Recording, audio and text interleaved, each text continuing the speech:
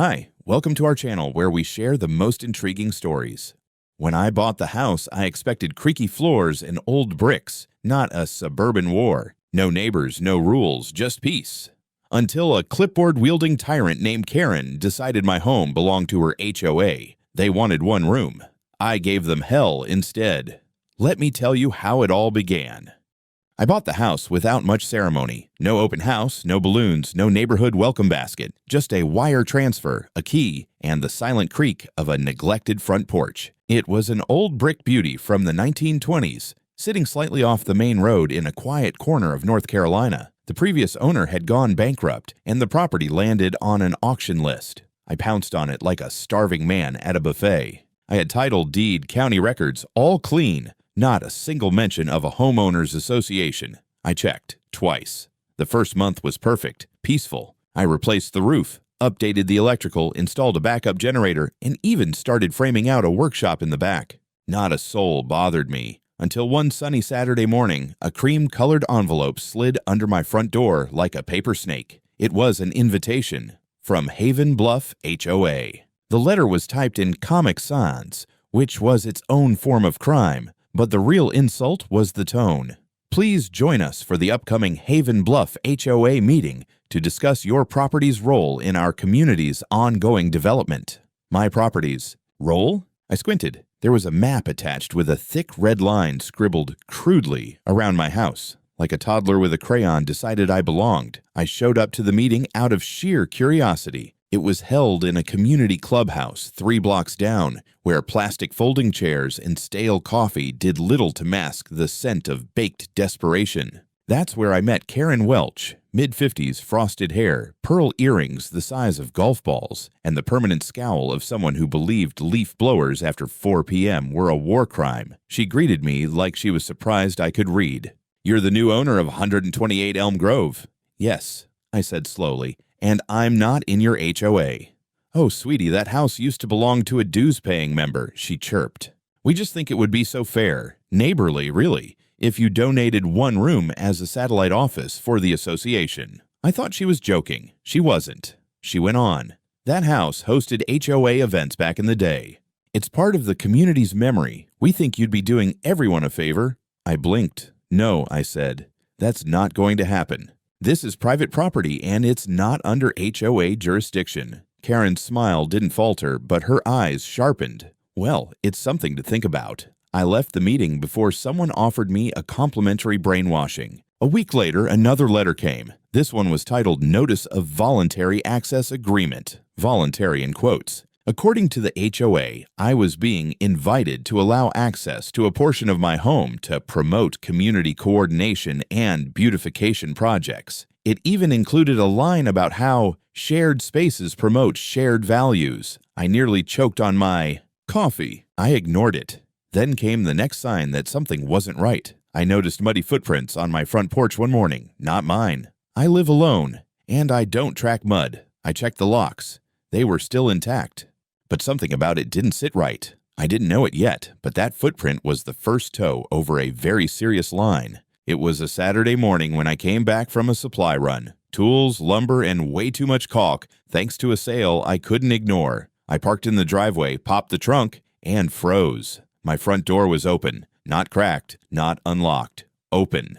Like someone lived there. I dropped the bag of screws I was holding and marched up the steps, already feeling the cold fire build in my chest. I pushed the door wider, and there they were. 3 people mid-conversation in my living room, clipboard in hand, acting like they were inspecting a rental unit. I didn't shout. I didn't need to. My silence was enough to make all 3 of them spin around like guilty kids caught with hands in the cookie jar. One of them, a smug 30-something in khakis and a tucked-in polo, stepped forward. "Sir, we're with Haven Bluff HOA. We're here conducting a spatial evaluation for future coordination. You should have received our notice." "I received a piece of garbage in the mail," I said coldly, "and none of it gave you permission to enter my home." He had the nerve to smile. "We had a key provided by the association." I looked at the door. No signs of forced entry, but the deadbolt was clearly unlocked. I asked, "May I see that key?" He hesitated. That was all I needed. I stepped outside and called the police. Calmly. Clearly. "Yes, I'd like to report an unauthorized entry into my home. They're here now. When the officers arrived, I met them out front, documents already in hand. Title: Property Map. HOA Exclusion Confirmation. They nodded, appreciative. One officer went inside and spoke to the 3 intruders. Another asked me what happened. I explained, word for word, while the 3rd officer examined the lock. This wasn't picked, he said. This was matched. When they brought out the key those clowns had used, I nearly laughed. It was a brass copy, poorly cut, not even the right brand. The officer looked from the key to me. Sir, do you recognize this? No, that's a fake. No arrests were made. Apparently it was a gray area without physical damage or theft, but the officers warned them that future entry without consent would lead to charges. The clipboard guy turned red. Karen was not present, but I could smell her fingerprints all over this. That night, I changed every lock in the house and installed cameras over every angle: front, back, garage, even the mailbox. I wasn't about to play defense forever. The next day, I found a notice stapled to my gate. This one was printed on official-looking letterhead. Real serious font this time. Notice of reevaluation, administrative access required. The language was vague but aggressive, full of phrases like community integrity, resource alignment, and my personal favorite, pre-approved premises utilization. I scanned the letter twice before tossing it in the shredder. Then I went to the sheriff's department and filed a formal incident report. I brought the fake key, photos, and both HOA letters. The deputy on duty took notes, frowned, and said quietly, "You're not the first to come in with complaints about Haven Bluff, but you might be the first to bring this much evidence."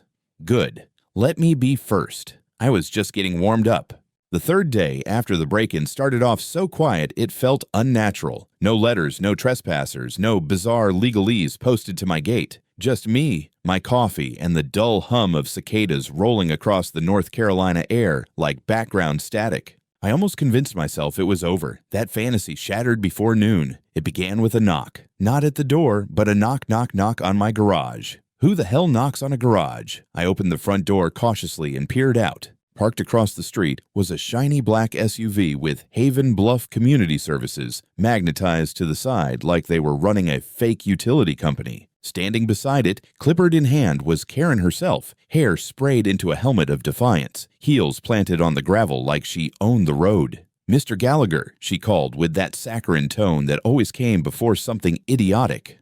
"We're here in response to your failure to comply with community integration protocols." "I don't know what that means," I said. She gave a fake laugh and motioned to the SUV. 2 more people stepped out. Older man in a suit, younger woman with a body cam strapped to her chest like she was filming a low-budget documentary. "This is a compliance review. We've had multiple votes, unanimous I might add, about reinstating your property into HOA jurisdiction." "You can't vote my house into a club I'm not in," I said. "This isn't the damn mafia." Karen's smile tightened. "You failed to participate in our transitional discussion. That's regrettable, but not disqualifying. There are provisions for these cases."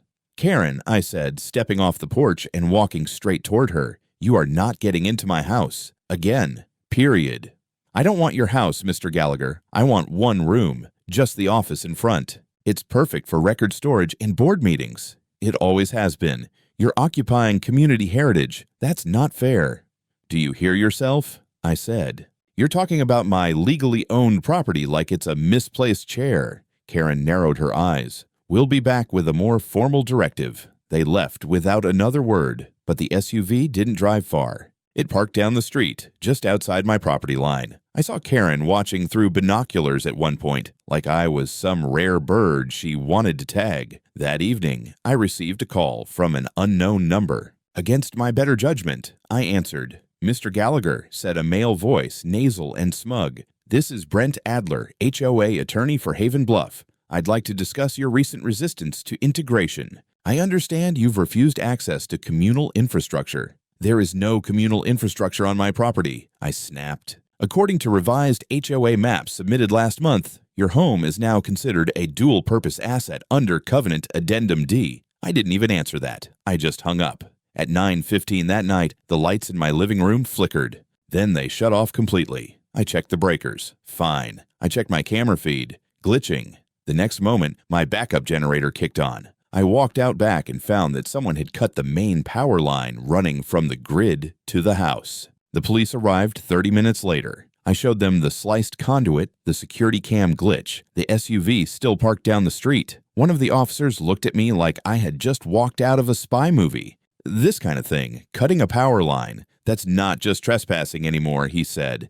That's criminal damage and potentially a public utility violation. They took a full report. I gave them names. I gave them the body cam footage. Turns out my own front-facing security camera picked up her camera. The irony wasn't lost on me. But the next morning is when things truly hit the boiling point. I was drinking my coffee when I saw 3 police cruisers pull up in front of my house. Lights on, no sirens. 2 officers stepped out, hands resting calmly on their belts, and one approached my door while another walked around the side toward the garage. I stepped outside, calm but alert. "Officers, can I help you?" "We received a call this morning," one said, reading off a notepad. "A report of unauthorized use of a community property, allegedly this home, by an individual refusing access to HOA appointed officials." I blinked. "You're kidding." "Afraid not. The caller claimed you were illegally occupying space designated for public administrative use. She stated she had paperwork affirming HOA oversight." I laughed out loud. "This is my house. I've got the title, the deed, and the exclusion documents right here." I invited them in, spread everything on the kitchen counter like a poker hand. The officers flipped through the paperwork, increasingly unimpressed with whoever had wasted their time. One of them even whistled. "This is airtight," he said. "You're not part of the HOA. Never were. This property was exempted when the subdivision was approved in '97. You're clear." Then he added, "But I do recommend you file a report with the county clerk and possibly seek a protective order." Whoever called us clearly wants to push this further. When they left, one of the officers muttered, "That woman needs a new hobby." I agreed, and I was done playing nice. I didn't sleep that night, not out of fear, but out of calculation. Karen had escalated, again, and I had no doubt she'd try something bigger. She wasn't subtle, and she didn't understand the word boundaries. I spent the early hours making copies of my deed, of the power damage report, of the fake HOA maps I had pulled from their website's hidden archive. Everything went into a binder. I labeled it Evidence Round 1. At 8:30 sharp, I walked into the county recorder's office, clean-shaven and caffeinated, and filed a notarized declaration of ownership and exemption from HOA jurisdiction. The clerk didn't even blink. Apparently, this kind of harassment wasn't new. I had her stamp and date it, then sent copies to the sheriff's office, my lawyer, and, just for good measure, the mayor's office. Let them all see what lunacy was unfolding in their supposedly tranquil little town. Around noon, my lawyer finally called me back. I'd hired him years ago for a zoning battle in another state. Sharp guy, loves paperwork more than people. His name's Mitchell. When he picked up, I didn't even have to explain. "I've already seen the local case against Haven Bluff," he said. "You're the 4th person in 2 years to report hostile encroachment. You might be the first to have this much documentation." "Then let's burn them legally," I said. We filed an emergency petition for a temporary restraining order against the HOA board, naming Karen directly. I submitted security footage, power line sabotage photos, the key entry report, the sheriff's affidavit confirming my exemption. Mitchell said a judge would likely review it within 72 hours. I didn't have to wait that long. That evening, I saw something so bizarre it nearly made me laugh. A new sign had been staked just outside the tree line on my front lawn, not on the sidewalk, on my land. The sign read, "Future site of Haven Bluff HOA Office Annex. Community access coming soon." It had their little logo on it, an oak tree in front of some cookie-cutter suburban homes, and a phone number at the bottom. My blood boiled. I stormed out, ripped the sign out of the ground, and walked it right to my garbage bin. 10 minutes later, Karen was in my driveway. She didn't knock this time. She just stood there, arms crossed, wearing a smug expression like she'd already won. "You removed community signage," she said. "It was staked into my land.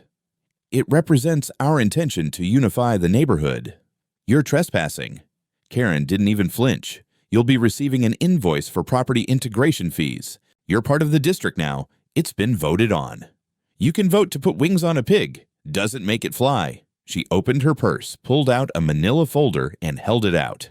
"New documentation. We've redefined the zoning map. Your property is now within the amended border." I didn't take it. I stared at it like it was radioactive. "Karen, I don't care if you drew the new map in your own blood. I'm not subject to your HOA." Her lips tightened. "We'll see what the city attorney says." "Funny you mentioned that," I said, "because I spoke to the county's chief zoning officer this morning. Your HOA doesn't have the legal authority to amend the zoning map. That's done by the county planning board, which you are not part of." For the first time, Karen actually looked uncertain, but only for a moment. "You should have just given us the room. This could have been easy." Then she turned and left. That night, I didn't relax. I dug deeper. I pulled up the HOA's Articles of Association and charter filings. Their last annual renewal was missing. Their board election dates were off by 6 months. 2 of the officers listed had moved out of the county. 1 was deceased, and yet they were still signing board approvals under her name. I printed it all. The next morning, I walked into the county administrative office and requested a meeting with the city attorney. I didn't expect to get it, but apparently the term illegal HOA expansion carries some weight when you use it loudly and clearly in a public building. 20 minutes later, I was sitting across from a very alert-looking attorney named Darlene Chu. I handed her the binder. She flipped through it, stopped, raised her eyebrows. "You've got a full timeline, photos, witness reports, even a power cut." "I'm done being polite," I said. She nodded slowly.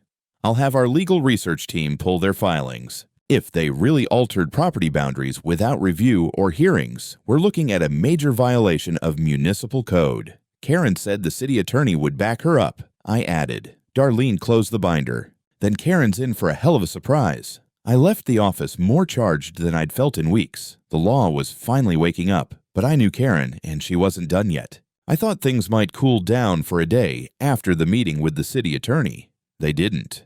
The next morning, I woke to the sound of engines and heavy boots. I looked out of the window and saw a crew of 4 men in yellow vests unloading construction equipment from a flatbed trailer directly in front of my property. A mini excavator, stacks of cinder blocks, orange cones, even a porta-john. It looked like they were about to break ground on a government building. I stepped outside. "What the hell is this?"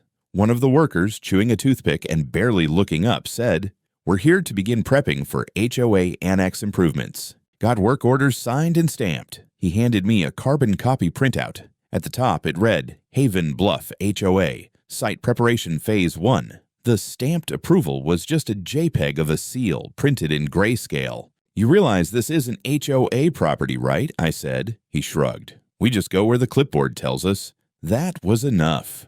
I marched back inside, grabbed my camcorder, and started filming everything. The trucks, the porta-potty, the workers marking my driveway with spray paint. I got it all. Then I made 2 calls, one to the sheriff's office and one to Mitchell. The sheriff got there first, Deputy Reyes. A steady guy with a mustache that looked like it had seen things. He took one look at the scene, turned to the workers, and asked, "Who authorized this?" They handed him the same fake stamped order. He didn't even pretend to take it seriously. "This is invalid. You're trespassing and damaging private property. Start packing your things." One of them muttered that Karen said it was approved. Reyes froze. "Karen who?" "Hale." Reyes cursed quietly. Again. The workers backed down fast once they realized no one was going to cover for them. They loaded the machines back onto the trailer while Reyes stood nearby, arms crossed. He stayed until they drove off. Then he turned to me and said, "You're building a case, brick by brick." "Karen's trying to build an office," I muttered. "Same thing," he replied. When Mitchell called, he sounded unusually excited. "I just got off the phone with the city attorney's office. They're opening a formal inquiry into the HOA's filings. Apparently your documentation raised red flags on multiple fronts. Improper elections, fake signatures, invalid maps. And we're moving forward with the restraining order," I asked. "Already filed. Judges' chambers confirmed they'll review by Friday, but here's the kicker. Karen filed a civil claim this morning." I blinked. She what? She filed a lawsuit claiming that by denying HOA access to your home, you're violating the terms of community cooperative development and interfering with neighborhood governance. "That's not a real thing," I said. "No," Mitchell replied, "but she filed it anyway and included a motion for preliminary possession of the front room in your home. She claims it's historically a shared space under the former owner's tenure." I stared at the phone like it might melt. "That's insane." Insane and filed. We'll crush it, but we're in it now. That evening, I went for a walk. Not far, just a loop around the block. I needed air, and frankly, I wanted to see if Karen was hiding in her SUV again, like some failed CIA dropout. Sure enough, there she was, sitting in the same black SUV down the street, window cracked, sunglasses on like she thought it gave her plausible deniability. This time, she wasn't alone. A man in a tie sat beside her, looked like a junior attorney or maybe one of her pet board members. They were pointing toward my house, arguing. I didn't hide. I waved. Karen didn't wave back. When I got home, there was a new envelope on my porch. No stamp, just a piece of tape holding it to the wood. Inside, a printed list of HOA compliance expectations for non-conforming owners. Half of it was made-up legalese, adjacency harmonization, non-integrated footprint surcharge, historic room reallocation. It read like a threat from someone who failed paralegal school. I made 3 more copies, one for Mitchell, one for Darlene Chu, the city attorney, and one for the sheriff's file, because now it wasn't just a turf war, it was official.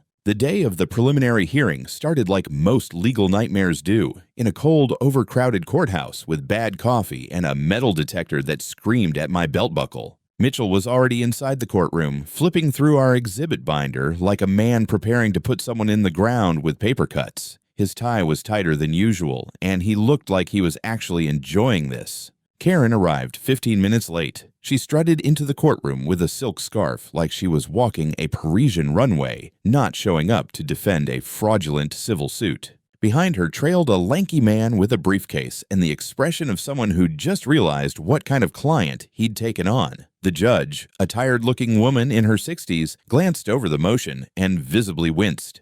You're requesting partial possession of this man's private residence based on the concept of historic cooperative jurisdiction, she asked, deadpan. Karen's lawyer stood. Yes, Your Honor. The Haven Bluff HOA believes that the front office of the home in question was used, under the previous owner, for occasional meetings related to neighborhood governance. We are seeking to preserve community infrastructure continuity. Mitchell rose, calm but lethal. Your Honor, this is nonsense. My client bought the home in a clean transaction, is not, and has never been under HOA jurisdiction, and there is no legal precedent, none whatsoever, for a private homeowner being compelled to relinquish living space to an organization they don't belong to. The judge tapped her pen. The documentation shows no jurisdictional authority granted to the HOA. In fact, the county assessor's records explicitly exempt the parcel, and yet here we are. Karen tried to speak. The judge held up a hand. Ma'am, sit. Karen sat. Mitchell continued. We are also presenting evidence that the HOA engaged in unauthorized entry, tampered with utilities, filed false municipal paperwork, and staked unauthorized signage on my client's property. This is not governance. This is harassment masquerading as community administration. The judge leaned back, sighed like someone who had once dreamed of retiring to Vermont, but instead got Karen. I'm denying the motion for preliminary possession. This court finds no basis for your claim. Furthermore, I'm ordering a temporary stay on any HOA action directed at this property until the counterclaim can be fully heard. Karen's lawyer looked like he'd just lost a tooth. Karen herself stood up and actually hissed at Mitchell before storming out of the courtroom. We stepped out into the hallway a few minutes later. Mitchell grinned. Round 1. Now let's go for the throat. But as we left the building, I noticed something strange. A TV news van pulling into the parking lot. They weren't here for me. Not yet. But it reminded me that HOA drama was often catnip for bored local journalists, especially in smaller cities like this, where a homeowner versus association legal war was better entertainment than the weather, and Karen was too arrogant not to chase cameras. Sure enough, 2 days later, I got a call from a woman named Natalie. Reporter asked if I'd be willing to speak about the developing legal conflict with Haven Bluff HOA. I agreed. On one condition, we speak from my home, live footage, and I get final say on what airs. She laughed. You must have dealt with Karen before. The interview aired on Thursday. I gave them a tour of the unauthorized annex, the front room of my home that Karen believed was her God-given HOA office. I showed them the court filings, the photos of the fake sign, the footage of the construction crew being turned away by deputies. They loved it. A classic tale of small-town madness. But more importantly, the public loved it too. By Friday, I had a dozen emails from neighbors thanking me. 3 of them said they'd filed their own complaints. One man wrote, "They told me my yard statue violated aesthetic standards. I live outside the HOA. I didn't know I could fight them. Now I do." I realized something then. This wasn't just about my house. Karen had built her empire on the assumption that people wouldn't push back, that fear and paper threats would hold up longer than common sense. But I wasn't afraid, and the cracks were showing. The day after the news segment aired, my phone didn't stop buzzing. Messages, emails, even a voicemail from a local city council member who just wanted to make sure everything was being handled appropriately. It felt like the town had finally caught on to Karen's act, and no one wanted to be standing next to her when it came crashing down. Then at around 11 a.m., I got a knock on the door. It was Deputy Reyes again, this time looking grim. Behind him stood a uniformed officer I hadn't seen before, broad-shouldered, stone-faced, and carrying a clipboard. "Mr. Garner," Reyes said, "you're going to want to hear this." He stepped inside, and the other officer followed. "There's been a formal complaint filed with the county clerk's office," Reyes said. "Karen Hale alleges that you've unlawfully seized community property and are impeding municipal processes." Again, I laughed. I couldn't help it. "We already beat that in court." "She's not filing as the HOA this time," Reyes said. "She's filing as a citizen whistleblower." I stopped laughing. "She's alleging that your home is, quote, a hidden municipal asset improperly shielded from district oversight due to clerical omission. She's demanding a full code compliance inspection, an emergency injunction to seize and repurpose the annex room for temporary civic use." The other officer handed me the paperwork. It was thick. Someone had gone all in. "She's trying to go around the HOA," I muttered. "She's framing this like I'm hiding public property." "She's pushing every button she can find," Reyes said. "She filed the complaint with the County Inspector's Bureau, and someone down there actually issued a notice of pending inspection." I stared at the paper in my hand. It had a date, tomorrow. They were planning to enter my home under a pretext of public interest zoning. Mitchell was on the line before I even poured coffee. "She's shifting strategy," he said, "trying to trigger a public agency response and bypass private civil channels. If the inspection happens, they could try to label the space as disputed and tie it up in red tape for months." "What do?" "We shut it down, fast. I'll file a restraining petition on the inspection order. But you need to meet with someone in person. I'm sending you to a contact, Celia Shaw, head of compliance for the Planning and Zoning Commission. She's not fond of HOA games." Celia met me that afternoon in a beige government building with dying potted plants and humming fluorescents. She was tall, gray blonde, and had a voice that could cut granite. I explained everything, showed her the deed, the court ruling, the footage of Karen hissing in the courtroom, even the new whistleblower filing. After 10 minutes of silence and flipping through documents, Celia looked up and said, "This is nonsense and illegal." The inspector who signed this was appointed by the HOA 2 years ago, but he has zero jurisdiction over exempt parcels. He's about to find that out. By 4 p.m., Celia had issued a formal cancellation of the inspection and placed the inspector, one Harold O'Connor, on administrative review. The injunction order Mitchell filed landed on a judge's desk that same hour. But that didn't stop Karen from trying one last ambush. That night, I was in the middle of dinner when floodlights lit up my house. 3 SUVs pulled up, unmarked, but with flashing yellow lights on top like some backwater emergency fleet. Men in matching polos with clipboards started walking toward my front door. I grabbed my camera and hit record. The first one introduced himself as an external contractor for community zoning enforcement, a title so vague it may as well have been made up by a child. I told them the inspection had been canceled and they were trespassing. They didn't stop. They demanded emergency provisional entry. So I stepped outside and said loudly, "You're trespassing on private property. You've been recorded. The order was canceled by the PZC. If you step 1 foot closer, I'll call the sheriff and have you removed." They paused. One of them reached for a radio. Then the unmistakable voice of Karen Hale came from behind them. "This man is obstructing lawful process." She was wearing a clipboard like armor and waving a stack of forged paperwork. And that's when the real deputies pulled up. Sirens, lights. Reyes again, this time with backup. He took one look at the scene, stepped between me and the so-called enforcement crew, and said, "Karen Hale, you are in violation of a court order and are actively obstructing county process. You need to back off or you're going to jail tonight." Karen's face went cold. "You're protecting a liar." Reyes didn't blink. "No, I'm protecting the law, and I've had enough." The fake inspectors scrambled. Karen was detained. This time, she didn't resist. Karen spent the night in jail. That part I knew for sure, because the next morning I got a polite call from Deputy Reyes. "She's being charged," he said.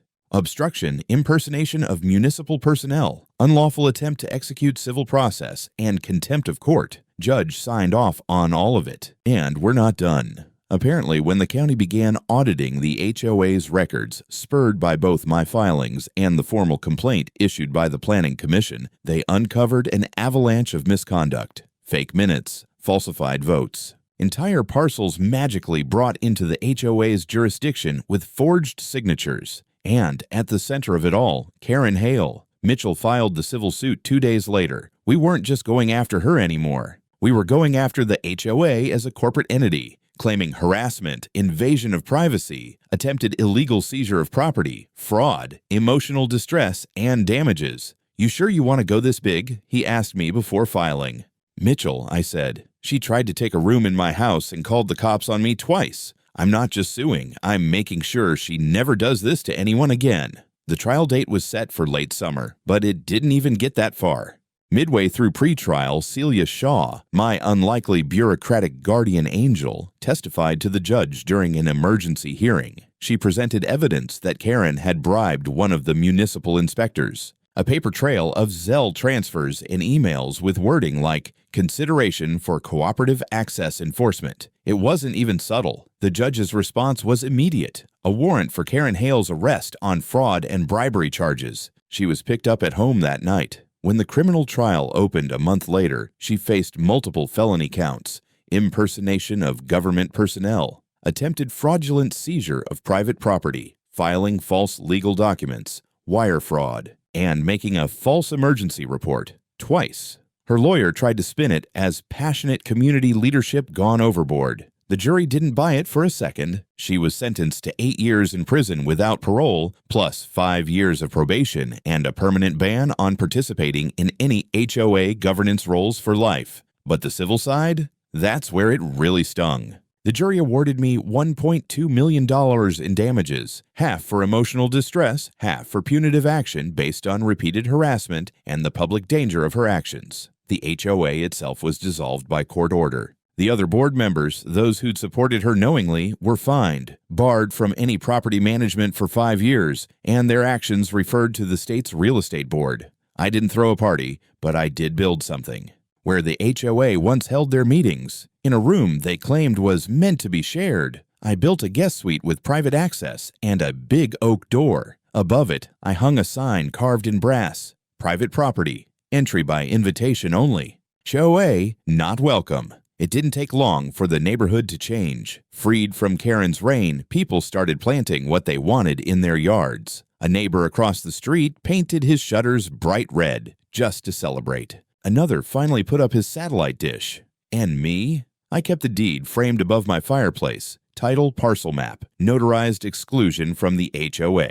A symbol of the war I never asked for, but damned well finished. Sometimes I still see Karen's black SUV in my dreams. Except now, I'm the one holding the keys.